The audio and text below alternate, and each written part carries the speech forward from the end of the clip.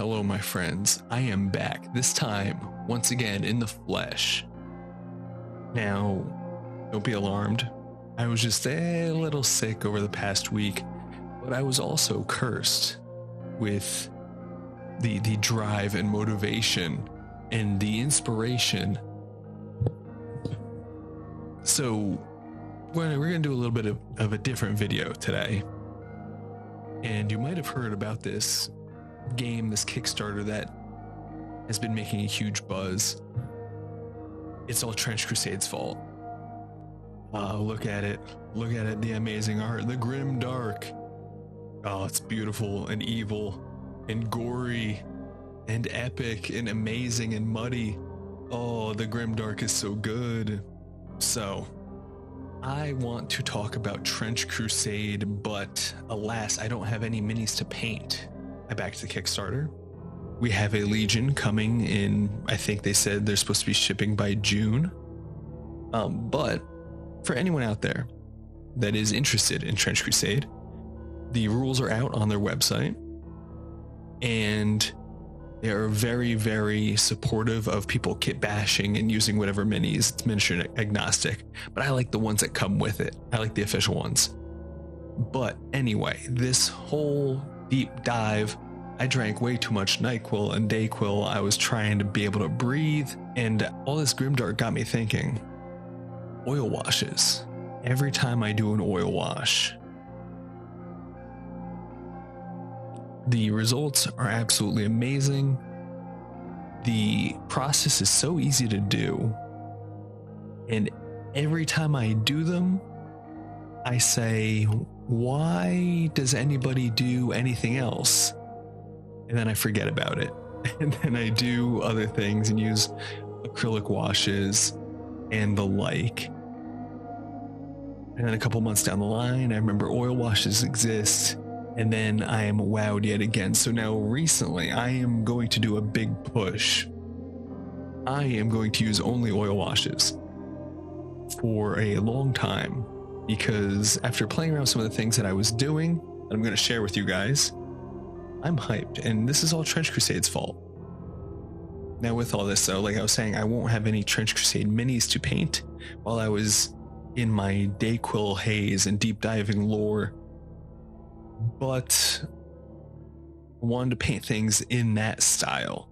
So first things first, we're going to bring out some of my Caudor gang from Necromunda and start everybody off with a very basic oil wash here.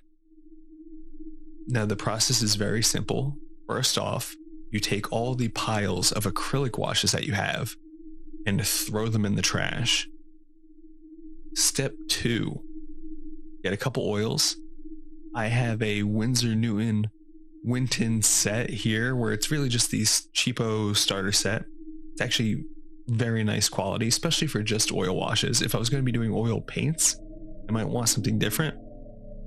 Oil washes, they work great, and it's a cheap starter set.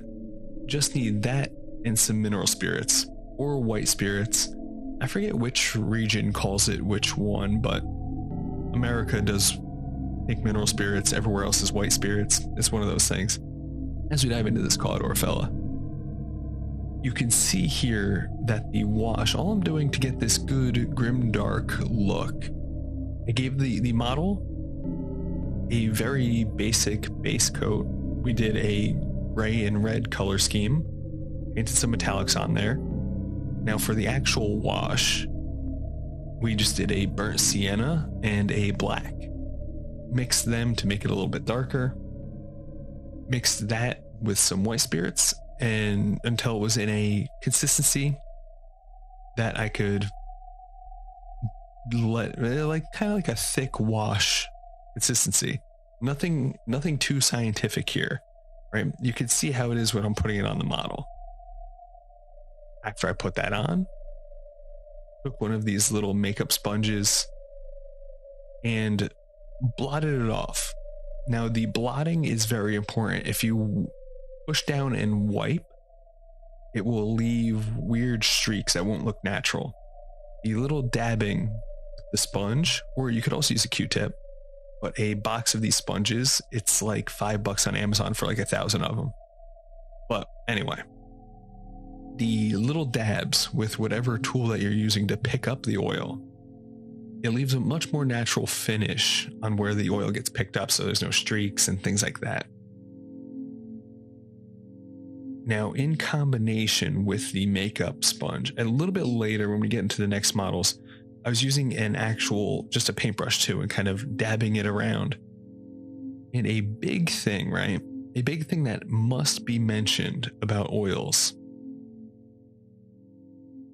a huge advantage that they have over acrylics is the level of control. Because as I'm going through and dabbing off parts of this wash, I slapped that on, I dunked him in it, he was covered, right?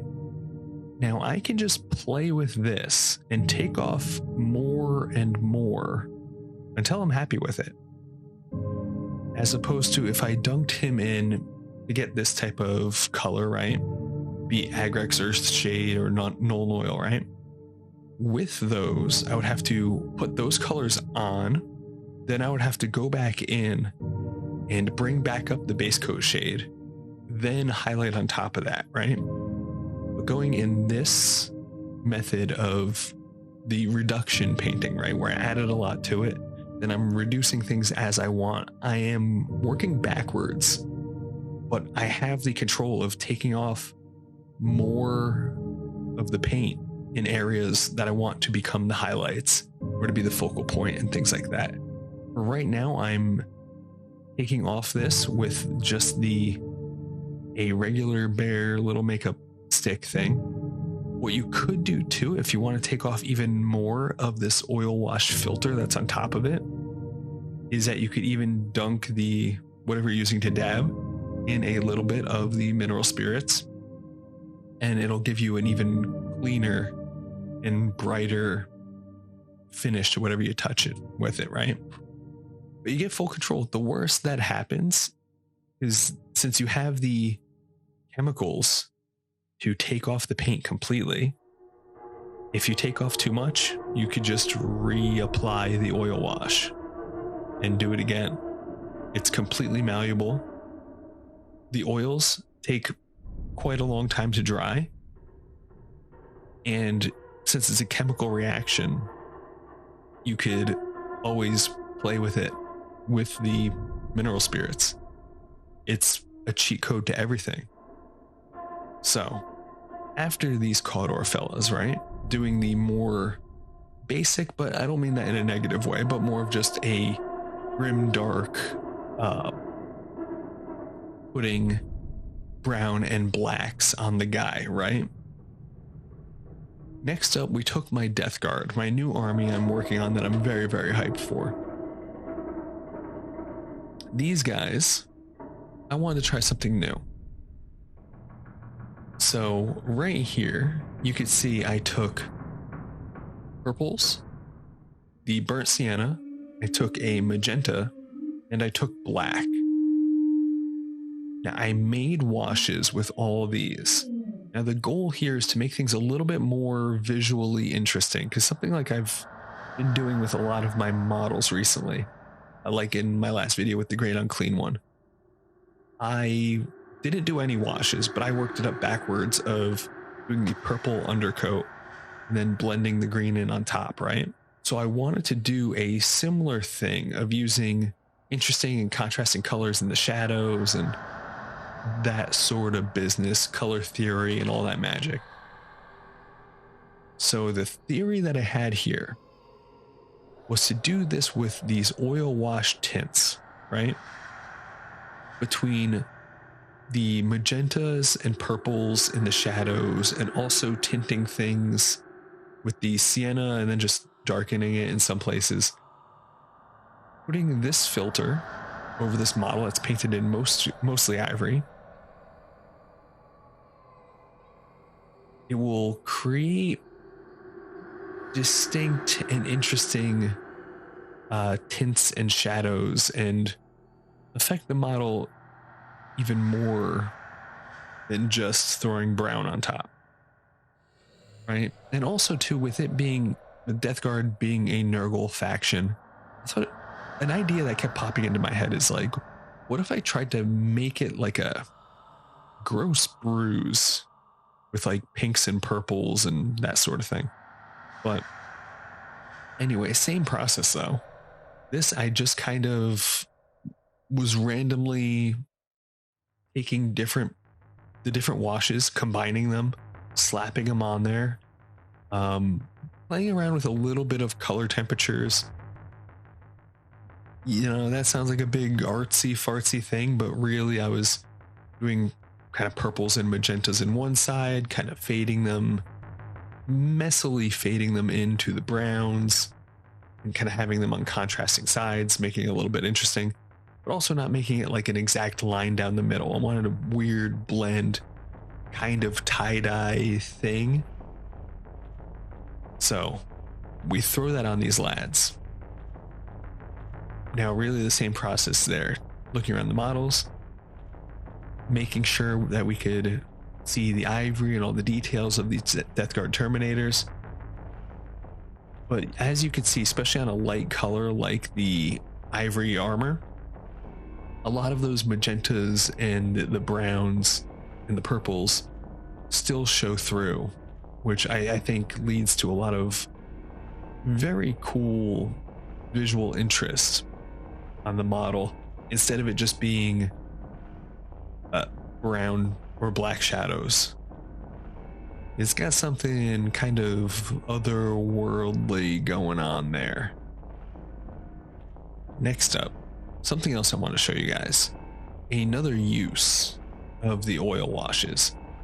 I want to use it to spruce up and fix a model that I recently painted, my first Death Guard trial model, that I was not happy with, right? My tally man here. So I wanted to take this guy. I didn't like the undercoat that I did on him originally. So I want to go back, take oils, use the same method as these Terminators, and blend him in with the pack here. See if I could salvage this. Same idea. Took the browns, magentas, purples, went through, gave him the coat. Now this one too, I tried to be a little bit more responsible. You can see with the first models that I did, the Terminators and the Cawdor, I really lathered that stuff on there.